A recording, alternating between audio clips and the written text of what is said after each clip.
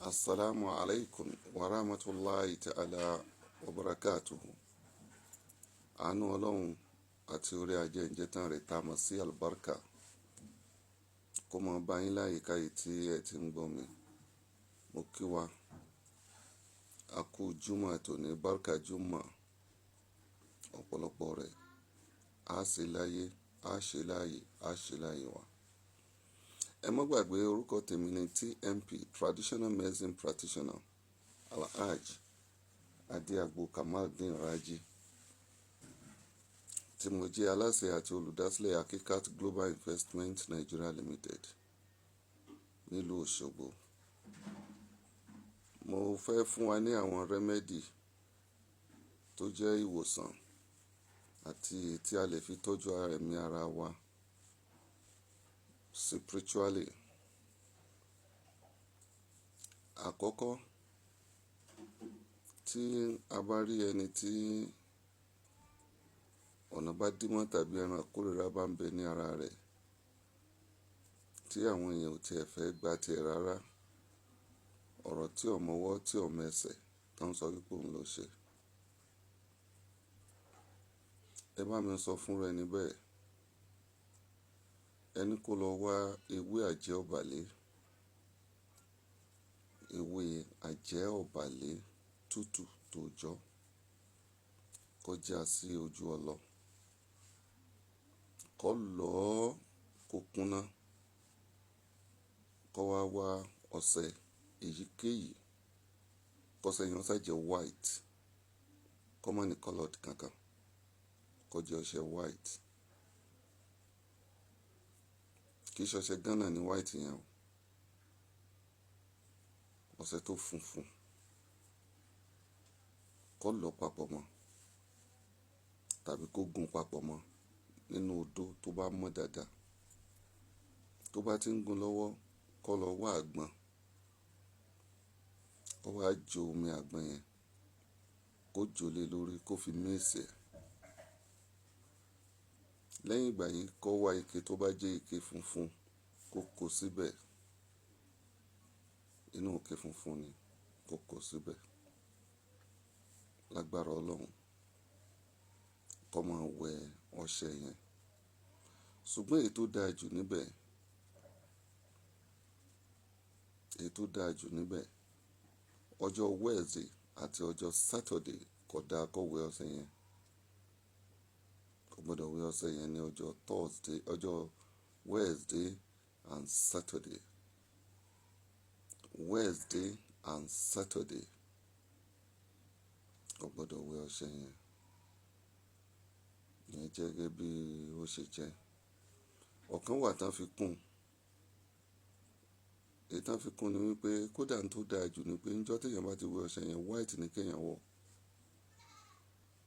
Kò bá má jẹ́ dàbọlẹ̀, kó jẹ́ singlet white tàbí trouser white tàbí any white tó bá wù yàn, kó bá dẹ̀ jẹ́ bùbá, kó bá jẹ́ agbádá, kó sá jẹ́ white. Gẹ́gẹ́ bí àwọn tó ní iṣẹ́ yẹn wọ́n ṣe máa ń lò nìyẹn. Tọ́lọ́run sì máa ń ṣe àmì sí. Ní agbára Ọlọ́run tí wọ́n náà bá ṣe, ó rí ìyípadà, ó sì dúpẹ́ lọ́dọ̀ Ọlọ́run. Ẹlẹ́ẹ̀kejì tí mo fẹ́ fún wa, tí mo fẹ́ kí ẹ lọ lò, ẹni tí ọ̀nà bá dí mọ́ náà ni pátápátá, tí ó ti ṣe oríṣiríṣi egbògi tí kò jẹ́, tó ń dààmú, tó wọ́n wò pé wọ́n lọ́hùn, irú ayé wo ló ń wá ẹ̀? Ẹni kíró ẹni bẹ́ẹ̀ kó lọ wá èpo ọ̀bọ̀, ẹ̀rù alámọ̀ àti ata ìjọsìn àti mí ọjọ́ kó gún gbogbo ẹ̀ papọ̀, kó wá dà sí méjì. Ìdá kan kó pò mọ́ ọṣẹ, ìdá kejì kó sa sínú ilé kó gbẹ, kó máa fin ní tùràrí. Tí ààyè èèyàn bá ń já nínú ilé tó ń gbúrò ẹsẹ̀, bóyá lórí àjà ni, bóyá láyìíká inú ilé ni, tàbí inú ilé, tàbí òun gbúrò pé ẹnìkan ń ṣílẹ̀kùn nígbà tí kò sì sẹ́nì kankan lára ǹdí, tàbẹ́rù bá ń bọ̀ nínú ilé for no reason, tàbí ẹṣin ọdẹ ó ti wá sínú ilé rẹ, tàbí orí pé ńgbà ó ti kó dénú ilé yẹn nǹkan ò lọ dáadáa mọ́. Iṣẹ́ tí mo fún yìí, eléèpo ọ̀bọ̀, onímí ọjọ́, ẹ̀rù yìí, iná nìkan lọ ṣe. Gbọ́ lẹ́ẹ̀kan sí, epo ọ̀bọ̀, ẹ̀rù alámọ̀, ata ìjọsìn àti mí ọjọ́. Nítorí máa gún papọ̀ ni wà wá dá sí méjì. Ó sá ọ̀kan sínú ilé bí ijọ́ kejì kó tó máa fín. Kò sí ewé kankan níbẹ̀ o. Lágbára Ọlọ́run tó bá ń fín, tó dẹ̀ ń wẹ ọṣẹ yẹn. Gbogbo ẹ̀mí burúkú tó máa ń tẹ̀lé yẹn ká Ọlọ́run ó dẹ̀ lè jìnnà.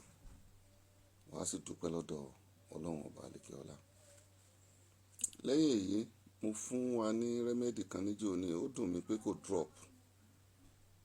Torí mi náà ti padà wà lórí social media mi ò rí. Èmi ò kí ń ṣàdédé fún àwọn èèyàn ní egbògi oògùn. Kì í ṣe ìyà ló jẹ wá débẹ̀, kì í ṣe pàǹdà mọ́ àwọn tó mọ̀ wá dẹ́dà. Wọ́n mọ̀ pé a ní nǹkan kan but tálíkà Ọlọ́run ni wá. Ṣùgbọ́n àwa contented. A lè bọ́ sórí social media ń bí báyìí. Ká wá mọ fọ́ǹbù sí yín, àtógbá, àní ẹ̀mọ̀ mi, ẹ̀mọ̀ mi. No, no, no, no, no, no, no. Ọlọ́run ní wallahul ganiyyu wa antumul fuqara. Gbogbo yín pátápátá tálíkà Ọlọ́run ni mí. Èmi Ọlọ́run nìkan náà lọ́ba ọlọ́rọ̀. Lọ bá ra ọkọ̀ tí oníkòsírù rẹ̀, tí o bá máa fi bọ́ sí títì yẹn. Àfáà, wọ́n bá ìlúṣẹ́jú márùn-ún, á rè tó da àjọ ọkọ̀ tó ń gùn lọ. Tó bá ní ilé kan lọ kọ́ kò sírú ẹ̀. Tó bá máa fi rin ìlú kìíní ìlú kejì, ó rí ètò ti gbé ilé tó kọ́, ó rí pé kitchen lè tó kọ́ yẹn. Inú ò fi yẹ kí èèyàn máa ṣe ìgbéraga tàbí kó máa fọ́ǹbù. Ọ̀pọ̀lọpọ̀ ẹlòmíì ó ti sunkún darí lórí iṣẹ́ ní kọ̀rọ̀, yóò ti sunkún darí ní kọ̀rọ̀. Tó bá dẹ̀ dórí social media, lórí TikTok, a máa rẹ́rìn-ín.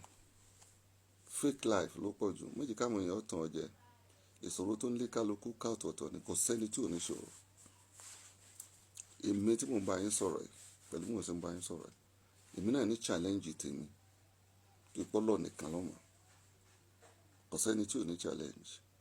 Kò sì sẹ́ni tó lè mú ìṣòro kúrò fún èèyàn lẹ́yìn Ọlọ́run. La hawla wala quwwatan illa billahi al-aliyyil azim. Gbogbo yín, àdánwò burúkú Ọlọ́run ní fi kàn yín. Ọlọ́run ní fa àdánwò bú ṣe yín o. Ẹ ní rí ìbànújẹ́ lára ọmọ. Ẹ ní rí lára ara yín. Ẹ ní rí níbi àlàáfíà yín. Ẹ dẹ̀ ní rí níbi iṣẹ́ yín. Albarkala Muhammad aminullah. Nǹkan tí mo fẹ́ fún yín, ẹlẹ́ẹ̀kẹta, ẹni tí mo ti sọ tẹ́lẹ̀ tí mo ní kò drop. Ẹ lọ wá lemongrass fún ẹ̀yin tí ibà ń ṣe. Ẹ má fojú rí náà ibà. Malaria kù ní nǹkan kékeré tá a fojú rí náà. Ìwọ tó bá jẹ́ ọkùnrin gidi nínú ayé tá ń lò lọ máa ṣe kíní ìsinú ilé ẹ ní ọ̀sọ̀ọ̀sẹ̀ tàbí lóṣooṣù. Kó máa mú káwọn ọmọ rẹ máa mú. Kí náà ní nǹkan náà? Lọ wá lemongrass. Lemongrass. Kó wá ewé ọ̀gẹ̀dẹ̀ wẹ́wẹ́. Bákan náà kó wá ewé ìbẹ́pẹ. Kó bá jẹ́ takọ tàbí ìbẹ́pẹ abo. Èyí tó bá rẹ̀ sílẹ̀ tó brown yẹn ni o. Ewé òroǹbó wẹ́wẹ́ kó wá. Lẹ́yìn ìgbà yẹn, ewé guava tútù tó jọ kó wá. Ewé dóngóyárò tútù tó jọ kó wá. Ewé máńgò kó wá. Lẹ́yìn ìgbà náà, tó bá ti lè rí, wá èpo kaṣú. Igi kaṣú ní ká bọ́ pa èpo rẹ̀. Kó wá pa gbogbo ẹ̀ papọ̀ kó ṣe kó jiná. Àti typhoid o. Àti malaria o. Àti gbogbo àìsàn tó máa ń ṣèyàn nínú. Lágbára Ọlọ́run láyàn bẹ́ẹ̀. Àgbo yẹn kì í ṣe àgbo téèyàn lè máa ṣe. Ó dáa kéèyàn máa ṣe nínú ilé at least kó wà níbi kan tẹ́ ṣe. Tàbí tẹ́ bá tiẹ̀ ṣe gan tẹ́ rí pé ẹ fẹ́ preserve ẹ̀. Ẹ lè sọ káfúrà sí kẹ́ gbé sínú fridge. Kẹ́ máa gbé kaná tẹ́ bá fẹ́ mu. Ó dáa púpọ̀ jù téèyàn bá ń lò yóò ní àlàáfíà, ìwọ̀nba tọ́lọ́run bá ní ó lò láyé yóò sì lò pẹ̀lú ìdùnnú, níṣẹ́ ló máa young sí. Nọ́mbà mi is 08037199363,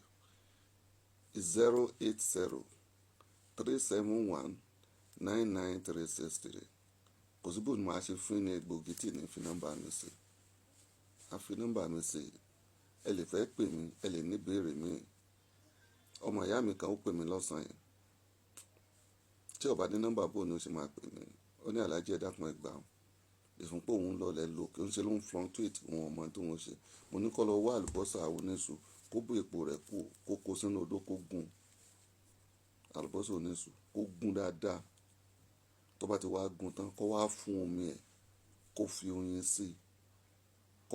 Tó bá ti fi oyin sí, ká ní àlùbọ́sà yẹn bá kún cup, stainless cup, oyin yẹn ó jẹ́ láìjẹ́ stainless cup. Kó wá fi oyin sí. Lẹ́yìn ìgbà náà, kó wá máa mu salt cup kan láràárọ̀, salt cup kan lálaalẹ́. Ìfúnpá yẹn máa já wálẹ̀, tó náà sì dúpẹ́ lọ́dọ̀ Ọlọ́run. Àlùbọ́sà tá a máa fi ń ṣe ọbẹ̀ jẹ ni, but kì í ṣe àlùbọ́sà pé eléwé o, àlùbọ́sà gbùngbùn. Àánú Ọlọ́run àtìlẹ́yìn rẹ̀, Ọlọ́run ó jẹ́ kó máa bá wa yín. Mo kí wa lẹ́ẹ̀kan sí Barka Juma. Nọ́mbà mi is 08037199363. Òṣogbo ni mí, ọmọ bíbí Òṣogbo ni mí. Òṣogbo náà ni mo ń gbé, Òṣogbo náà ní ilé iṣẹ́ mi wà. Tó bá fẹ́ mọ iṣẹ́ tá à ń ṣe, lọ sórí profile mi, ó mọ ilé iṣẹ́ mi, ó dẹ̀ rí iṣẹ́ tá à ń ṣe níbẹ̀. Assalamu alaikum wa rahmatullahi ta'ala wa barakatuhu.